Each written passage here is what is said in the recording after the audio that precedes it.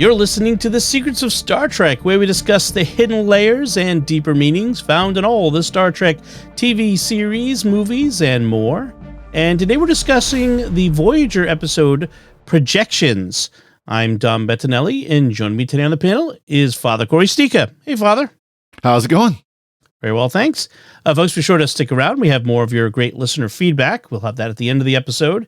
And I want to encourage you to follow The Secrets of Star Trek in Apple Podcasts. We're on Spotify, where you can actually watch a video. Spotify now allows a video as well as audio for podcasts. We're also on TuneIn. We're on YouTube. And you can find us in your favorite podcast app as well. And I want to tell you about another show on the StarQuest Network you're sure to enjoy called The Secrets of Movies and TV Shows, which you can find wherever fine podcasts are found or at sqpn.com/secrets. So this is Projections is a early second season Voyager episode. And here's the recap that Jimmy provided for us since he couldn't be here this time. So here it goes. This week, the Doctor activates on an apparently abandoned Voyager. Records indicate that the ship suffered some kind of attack, almost had a warp core breach, and the crew had to abandon ship. But then B'Elanna shows up and says the sensors are malfunctioning and there are still a few people aboard. She also reveals that holoprojectors have been set up in key areas of the ship to allow the Doctor more mobility in emergency situations. This allows the Doctor to help with the aftermath of the apparent attack, but the Doctor notices that his tricorders aren't picking up any life signs from the people he meets. He also discovers that he's able to both bleed and feel pain. Evidence from the computer suggests that he's really Dr. Louis Zimmerman, the creator of the emergency medical holographic program. This is confirmed when Lieutenant Barclay, from The Next Generation, shows up in holographic form. He says that the Doctor is Dr. Zimmerman back at Jupiter Station, and that the entire Voyager mission is a fictional program that Zimmerman created to study crew isolation, and none of the last 6 months of his memories have been real. But something's gone wrong with the program, and it can't be shut down. Worse, Zimmerman himself will die within an hour because of radiation. To solve the situation, the Doctor must phaser the warp core and terminate the program. As he's about to do this, a hologram of Chakotay materializes and says the Barclay hologram is lying. Captain Janeway actually suggested to the Doctor that he take the day off, and he decided to spend the day on the holodeck with a holonovel. But then an accident occurred, because that's what always happens with dangerously unsafe holodeck technology in Star Trek, and it's messing with the Doctor's memory. The pain he feels is his memory circuits being destroyed, and if he destroys the holodeck program, it will delete him. The Doctor is now torn between what the Barclay hologram and the Chakotay hologram are telling him. We get some more mind games, but eventually the Doctor trusts the Chakotay projection, and he's restored to normal function aboard Voyager. The end. Overall impression? I enjoy this one because it's one of the first episodes where we really get to learn more about the Doctor. You know, we find out, of course, about Louis Zimmerman, who we'll see later, of course, played by Robert Picardo. And I love the Doctor on that. He looks just like me, not I look just like him. But this was definitely an episode to develop the Doctor's character further. You know, I think they realized at this point that the Doctor had become a popular character, and that fans wanted to learn more about him and see more of him. So this episode came out to do it. So it was a good episode. It was, of course, always great to see Dwight Schultz as Barclay. Always great. Right. You know, although definitely not playing him as paranoid as normal, which is part of the story. So I enjoyed it. I like this one a lot. It's not the real Barclay, right? You know, Dwight Schultz was actually up for the part of the Doctor. That'd been funny. Yeah, that would have been a very interesting Doctor to do.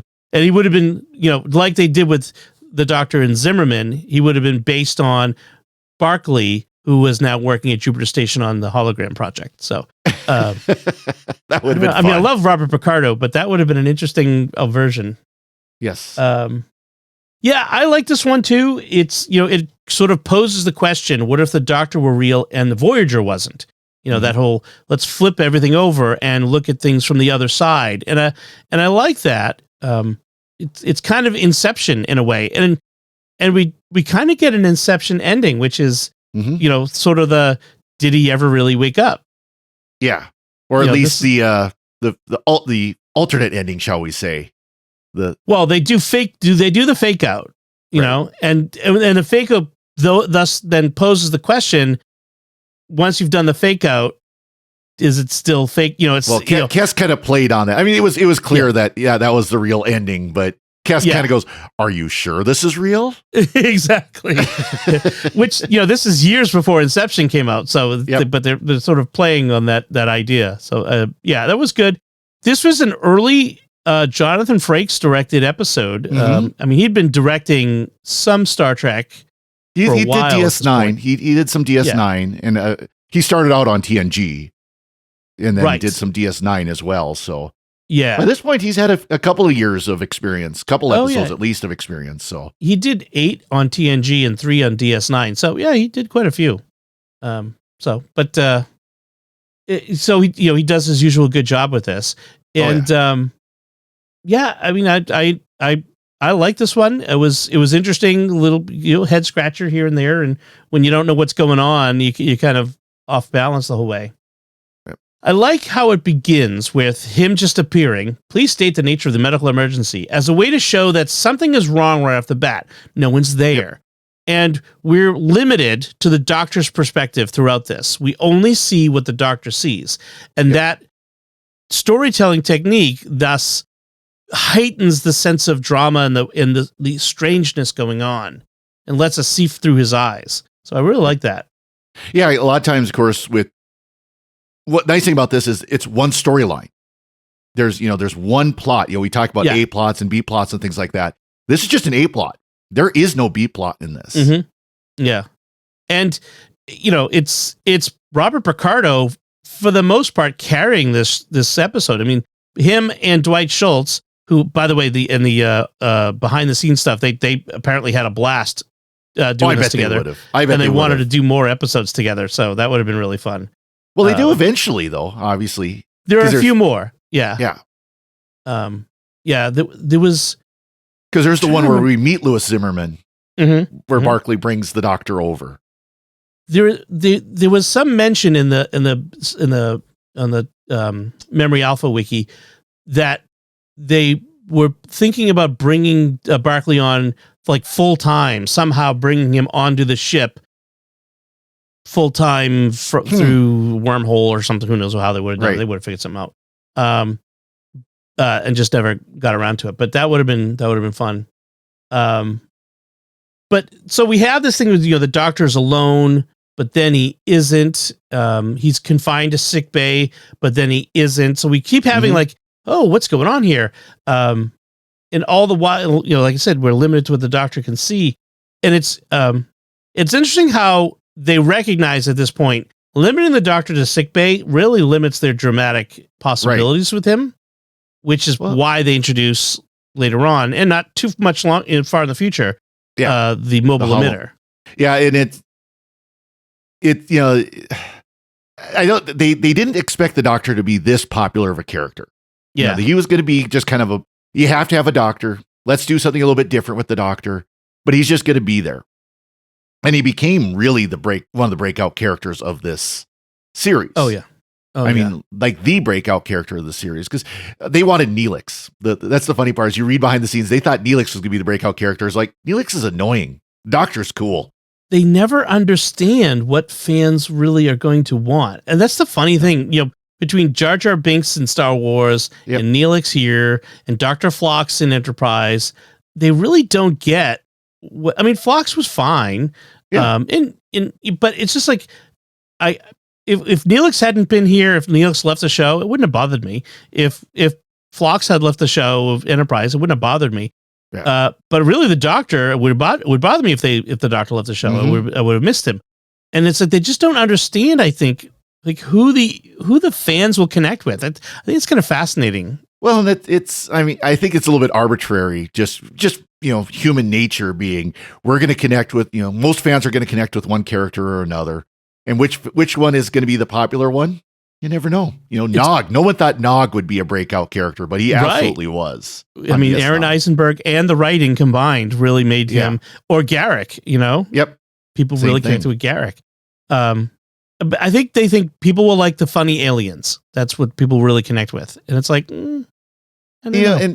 And it, really, if you look at the characters that become breakout characters, they're the characters that somehow, some way, they're able to develop without trying to develop them. You know, without being too, we're going to make an episode just about this character because we want people to connect with this character. It's like, no, you've got this special episode. yeah, exactly. And you've got a character like the Doctor where he's there in almost every episode. And he is kind of developing and you are kind of working with him. And it's like, this is the kind of character you're making an interesting character. Right. Not a breakout character. Yes, exactly. You're not designing it to be that.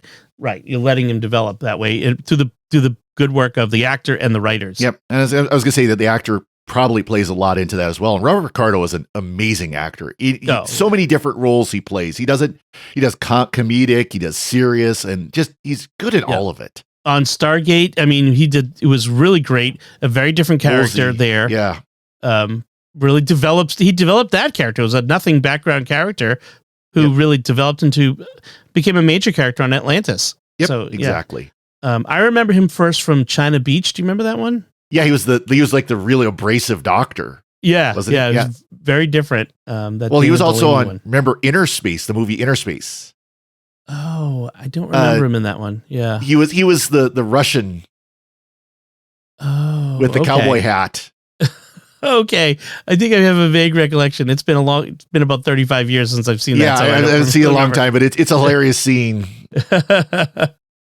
So, the turns out the ship is not so empty. The Neelix is in the mess hall fighting against a Kazon and being annoying. You know, it's kind of funny how if the Doctor is creating all this in his own mind, how he creates the people, his impressions, and Neelix just says these weird things in the midst of this battle with the Kazon. He's literally throwing like apples and onions at this Kazon and die Kazon scum. Right. And it's like, what does he say? Then he gets, sees red on his shoulder and starts panicking. It turns out it's tomato sauce of some sort. And I did like the smacked him in the head with the saucepan and my favorite saute pan. Yeah, that was good. You need better pans, dude. I mean, you should be able to handle that at least. Apparently, they don't have cast iron in the future. No kidding. And this is about when we start to discover, when the Barclay hologram shows up and starts doing the whole "you're actually Zimmerman" thing.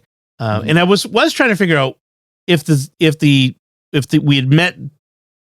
I guess I knew we hadn't seen the Zimmerman episode where we actually meet Zimmerman yet, right? Who's very different from the Doctor, and that's actually one of the things. He's abrasive and obnoxious, whereas the Doctor isn't. So it's kind of funny. I did like the line in this where when they're asking who is this Barclay guy, it's like, oh yeah, he was the one that did his personality tests, right? Interpersonal skills test. That's what it was. Interpersonal skills. I mean, Barclay is kind of perfect for this because of his slight goofiness and his lack of self-confidence, the way he comes across. He's not like forceful and strong, Dr. Zimmerman now, like Chakotay will be later. In this, he's sort of softer. Until the end. At the beginning, it's Barclay. It's very much the Barclay of, how do I explain this to you? And when the Doctor slaps him and Barclay goes, I'll be right back. Gone, Yeah. Yes, the slap, right. He said, this is a program that you wrote to study the psychological impact of long-term isolation on a crew made up of Starfleet and Maquis crew members. Mm-hmm. This was the plan, which is seems like a very elaborate, comes across as very elaborate. I mean, it's plausible if you've got this wonder system, this wonder room that you can do anything and everything. And you've got this wonderful AI that can make these human-like personalities. I mean, it's plausible. I could see stuff like that happening. I could absolutely see that. I guess so. Cause it would be, you could do experiments that would be unethical to do with real people. Exactly. So, And you could leave it run for as long as you want. Right. And Zimmerman could pop in as the doctor to observe from inside. Mm-hmm. I see. And then when the radiation thing happens, the anomaly, space anomaly, whatever, of some court, that's what causes him to lose his identity and get mixed up with the hologram. Yep. Okay. It's like what really happened. So it makes some sense. Yeah, it is a plausible, and that's one thing that's good about this episode is it is a plausible idea with the understandings of the technology and everything that Star Trek has at the time. It's absolutely plausible that this guy who's a holo engineer, who's making these holograms, who's doing the psychological aspects of it, he would do a hologram to study a psychological profile of a crew off in deep space that can't come back for decades. That's plausible. I could see them using this as a way to test an EMH. And under what circumstances would an EMH be left running for long periods of time? What would happen? Like, that is actually something you should probably test. Yeah, exactly. And so, it being Starfleet, it's entirely plausible for a ship to be stranded on the other side of the galaxy by an alien intelligence. Sure. And the doctor dying, so they need the EMH to run. Absolutely. Yeah. When Barclay's trying to get him to shut down the holodeck, for the doctor to destroy the ship in order to shut down the holodeck, it's plausible, and the doctor doesn't really consider it, that these are aliens trying to get him to sabotage the ship. That never really comes up. It does eventually. I mean, at first he kind of says, that he's questioning whether or not Barclay is actually a human. At first, he does kind of say, "Are you an alien? Are you are you trying to trick me?" Yeah. So he does at the very beginning, but then he kind of sets that aside quickly. Right, that's true. Yeah, he does set that aside. He does take, I think, the inordinate relish in deleting both Paris and Kim as programs because they were being obnoxious. Again, you're really seeing from the doctor's viewpoint how he thinks of various people. It's like something about like, how did I create him so obnoxious, or is he really this obnoxious in real life, or something like that. But later on, he'll try to delete Janeway, and he can't. And and Barclay says, "Oh, that's just the program is degrading, and things are broken more." Because he's back at the caretaker moments. When the first episode, the pilot episode, and where they were kidnapping the caretaker, and so he's trying to ignore Janeway as he's trying to, like, a hollow Janeway as he's trying to do this, and she's like, "This isn't right." Yeah, she's trying to destroy him. I did like that though, where she's like, she wants to have him arrested and thrown in the brig. He's like, "That's not going to matter here in about 2 minutes because you're going to all be beamed off the ship anyways, and bye." Right. He refers to it as the caretaker or the banjo man. Yeah, which, like, the banjo man. Oh, right, because he was playing the banjo. Yeah, right. Which is how he was credited in the first episode of the pilot, I think. Oh, was he really? Yeah, he was only the caretaker in the second episode's credits. But now you watch it as one long episode. But originally, when it aired, the credit was guest star so and so banjo man. Because we didn't know from there who he was. So like we said, Chakotay shows up and tells him you're really a hologram stuck on the holodeck, not a real person stuck on the holodeck, and the whole Inception thing begins. And so why is he trying to subconsciously destroy himself? That's a question that came up for me. Because if he's a hologram on the holodeck trying to destroy the program, which would destroy him, at some level, does he know that he's trying to self-destruct? And they float that question out there and they never really answer it, because the doctor says, at this moment when there's this threat against my programming, why did I go into this introspective, paraphrasing, but this introspective mode, this thinking of, who I am and why am I here and all that kind of thing. And Kes kind of says it. Well, everybody questions that, but they never really go to an answer of why the doctor's program, instead of saying, hey, this radiation I'm telling you about is affecting your program. Instead, Right. we did this whole scenario of trying to figure that out. Right. Yeah. Who am I? What am I doing here? What's my purpose? I mean, it sort of addresses his identity in that sense. Mhm. It's a little bit of, I want to be a real boy, Pinocchio thing. Yep. And we see that a lot in the coming seasons, is how he deals with this, real or not real sort of question. I mean, this is the first holographic character we have, where Mhm. he's treated like, no. Yes, this is before, what's his name? Vic shows up. Vic Fontaine Yep. shows up on DS9. Yep. So this really is one of the first characters. Do you want to say that maybe? Well, I what's mean, his Moriarty, you could. Moriarty was really the first. Yeah, because Moriarty Maybe. was well before this. But you have, a character who creates relationships with the other characters and is really treated as real.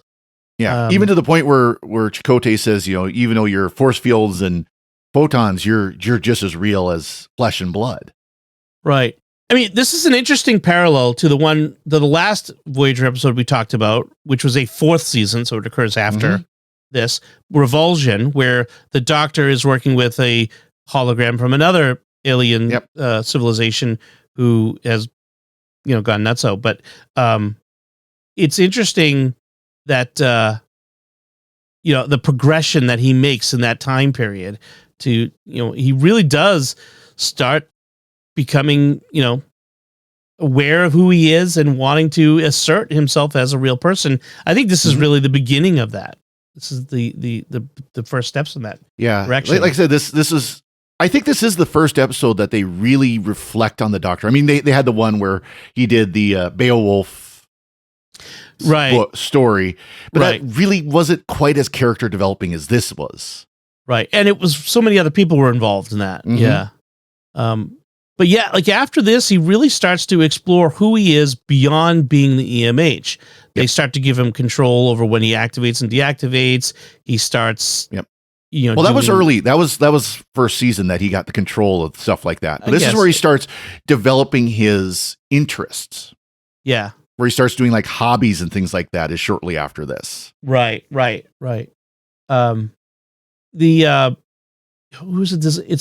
He's having a Cartesian dilemma about whether it's real. I read this on the TARDIS, the Memory Alpha wiki.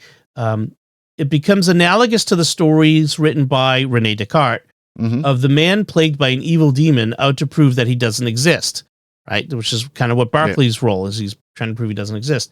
And in this case, the story, in the case of the story, that's where we get the famous Descartes Cogito quote. ergo sum. Yes, I think, therefore I am. And so this is really the Doctor's mantra for this whole series is, is he real? Well, he thinks that makes him real.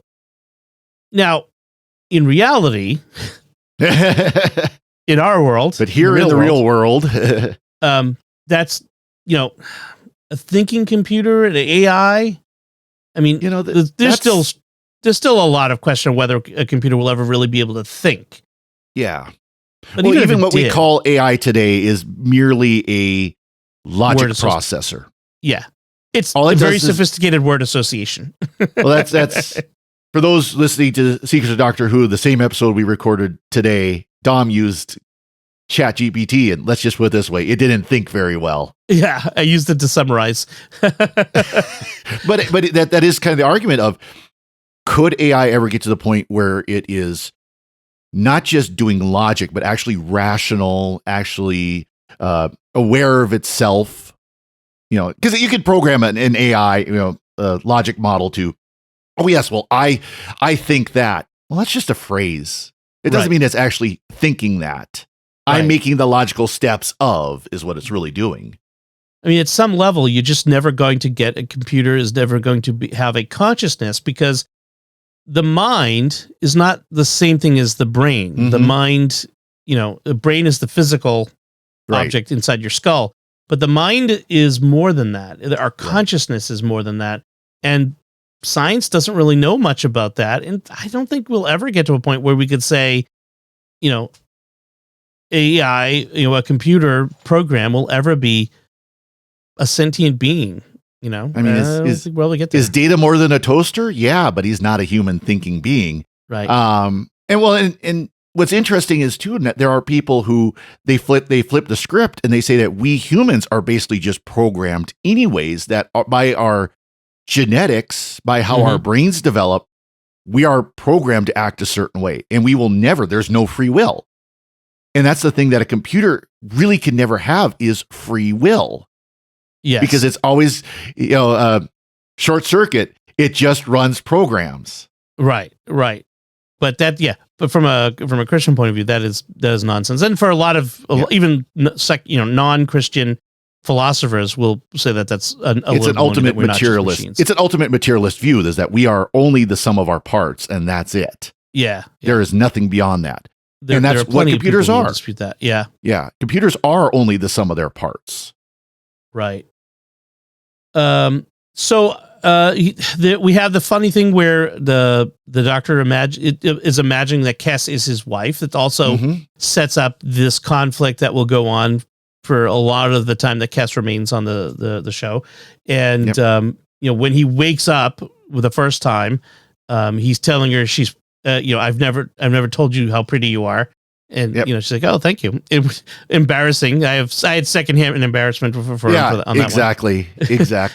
And yet it's interesting, when he wakes up fully the second time, he tells her about it. He doesn't hold back. No, he doesn't tell Kes. He tells, it was Captain and Chakotay and Tuvok and was it Tuvok and Kim were in there, but she wasn't in there. She hears about it later. Right. That's what I mean. He will tell her that he imagined that they were married. Right. Yeah. Well, she walks in. So we were married. Right. Or somebody told her, I guess. I bet you Kim probably told her. Kim or Chakotay probably told her. But I love Kate Mulgrew's such a great actress, because she can do that both surprised and humored. Look so well, where she's sitting there, just they're talking, and and we were married, and she looks at him just kind of like, what? She's like, I don't want to know. I don't want to know. But it's just, I love that expression. But yeah, it was, and Kes is kind of cruel at the end, where she goes, and well, good thing it was all just a dream. Are you sure? And walks out. Which, of course, that great scene where then the doctor walks over the door and sticks his hand through, and it fades out and comes back. Yes. Yeah. And just kind of, okay, all's good in the world again. But she does tell him, don't tell Neelix, which is funny, because we know, Neelix becomes super jealous. The whole Tom Paris thing. Yeah. I had one more note, which is just a funny quirk of the show in general, which is in TOS, TNG, DS9, Enterprise, it's always, the ships are always the Enterprise. Yep. The Defiant. But Voyager is always just Voyager, except very occasionally someone will say the Voyager. Yep. But in general, it's just Voyager. I think it's an interesting quirk. What do you think of that? Well, it's similar to, people don't say the DS9, they just say DS9. Yeah. So they see it more.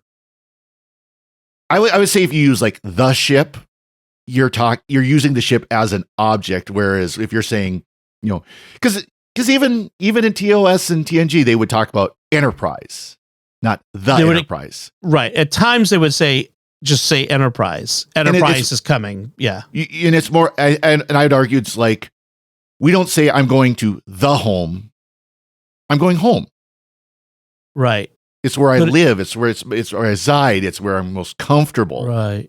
And part of this argument, I know you and I have had with Jimmy on the show about how important the ships are. I've long held that, especially in Star Trek, the ships are just as much characters as the human characters. Yeah.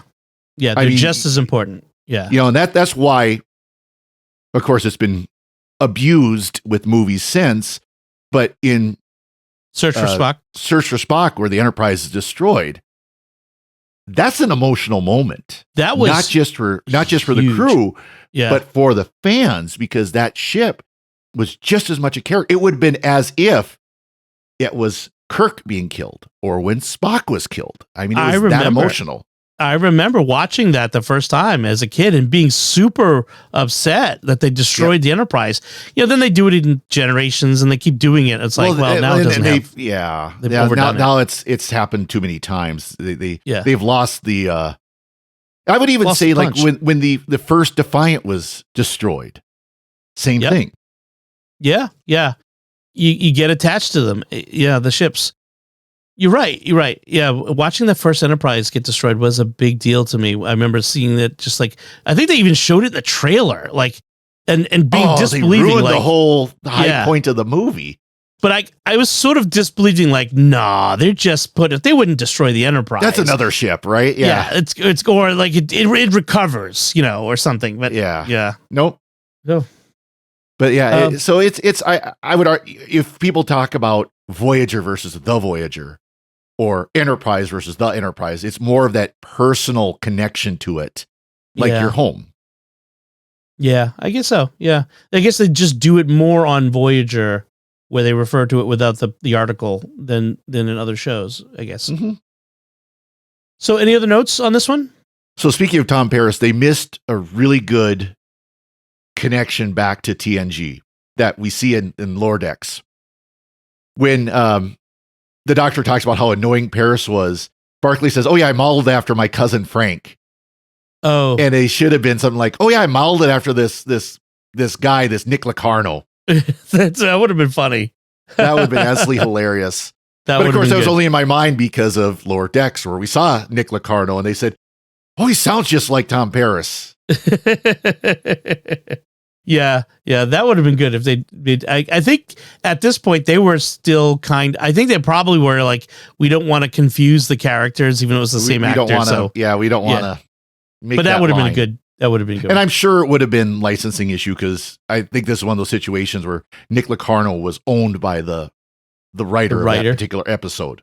Maybe they would have had to pay him a royalty or something. Yep. It's so dumb. Anyway, well, I mean, people deserve what they get. To get paid for what they do, I guess. But exactly. Anything else? That's it. All right. So we have some feedback, and it's on Revulsion, the Voyager episode that we did on another hollow person. Truly awesome New Mexico Catholic writes via YouTube. Thanks for another great episode. Psycho is obviously objectively a superior piece of art by a Catholic, if I recall correctly. Mm-hmm. Yes. Hitchcock was absolutely Catholic. Yep. Yes. There's an episode of American Catholic History where they talk about that. So you could go check that out. And by the way, I Confess is a great movie of his dealing with Catholic issues. So. Oh, yes. Yes, that's true. So to continue, but I enjoy this episode much better than Psycho.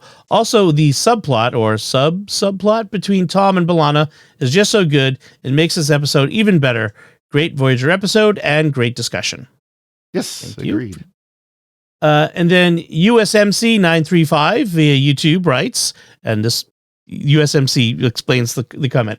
One thing that bothers me about the no promotion thing is that everyone could be promoted one rank and the chain of command would not be changed. Chakotay and Tuvok are lieutenant commanders, so they get promoted to full commanders, and everyone else could be promoted up as seen fit. There's no reason not to. You just don't need to have ensigns. Right. Everyone can be promoted up. Yeah, that's... And I can say this because I know it's public now, but Air Force is better. For those who do not have do not receive the SQPN newsletter, why not? Or on our Discord, why not? Get on our stuff. I am going into the Air Force as a chaplain, so. Right. So so we should mention that Father Cory is taking the call within a call and is entering the U.S. Air Force as a chaplain and active duty. So we appreciate that and congratulate you. It does mean, sadly, that he will be leaving the podcast that he participates in. So we don't know exactly when that will be. The government is moving at its own pace, but anybody who's dealt with the government knows that it happens when the government wants it to happen and not a minute sooner. And maybe even a few minutes later. I like to say that since Father Cory is on the Secrets of Stargate, he's going to become chaplain at Cheyenne Mountains Deep Space Telemetry Project. So can't talk about that. Shh. If you're a Stargate fan, you know what I'm talking about. Yep. So what is really cool is that U.S. Air Force chaplains are also assigned as chaplains to the Space Force. So that would be really cool. If you when I get to Vandenberg, I'll let you know. that would be pretty awesome. Yeah, it would be cool. All right. So that wraps things up. So we want to take a moment now to thank our patrons who make it possible for us to create the Secrets of Star Trek, including Walter G., Daniel W., Philip W., Rose P., and Harry R.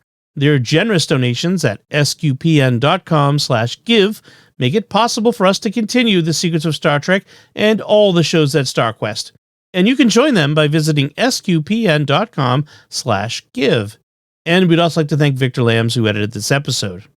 So that's it from us. What did you think of Projections? You can let us know by commenting on the show at sqpn.com/trek or our Facebook page at facebook.com/StarQuestMedia. Send an email to trek@sqpn.com or visit our Discord community at sqpn.com/discord. Or you can watch The Secrets of Star Trek on our YouTube channel at youtube.com/StarQuestMedia and leave a comment after you subscribe and hit the bell, of course. We'll be back next time when we'll be discussing the Enterprise episode 2 Days and 2 Nights. Until then, Father Cory Sticha, thank you for joining me and sharing The Secrets of Star Trek. Thank you, Dom. And once again, I'm Dom Bettinelli. Thank you for listening to The Secrets of Star Trek on StarQuest. And remember, it doesn't matter what you're made of. What matters is who you are.